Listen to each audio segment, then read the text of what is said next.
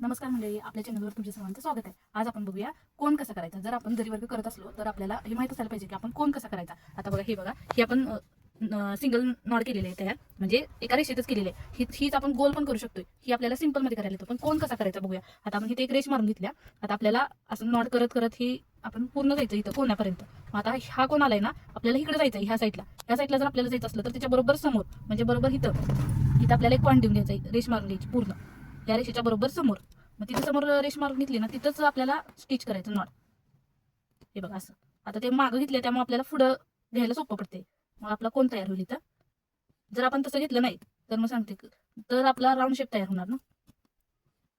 हे बघा, आता इथं आपल्याला सेंटरला आलोय आपण. आता सेंटरला आल्यावर काय करायचं, सेंटरला आलो ना आपण, आपल्याला इकडे जायचं, ह्या साईडला माझ्या साईडला जायचं असलं तर आपण त्या रेषेच्या बरोबर समोर, म्हणजे ह्या रेषेच्या बरोबर इकडे एक टाका घालून घ्यायचा. इथं बघा, ते एक टाका घालून घेतला आणि बरोबर परत आहे ते आपलं सुरू करायचं रेष मारल्या त्याच्यावर. आता इथं बघा, इथं कोण तयार झाला. जर आपण असं केलं नाही, कोण तयार केला नाही, तर आपला मग सगळा राऊंड शेप येणार ना. आपल्याला दिसणार कसं आपण इकडे वळलोय, नाही तर काय.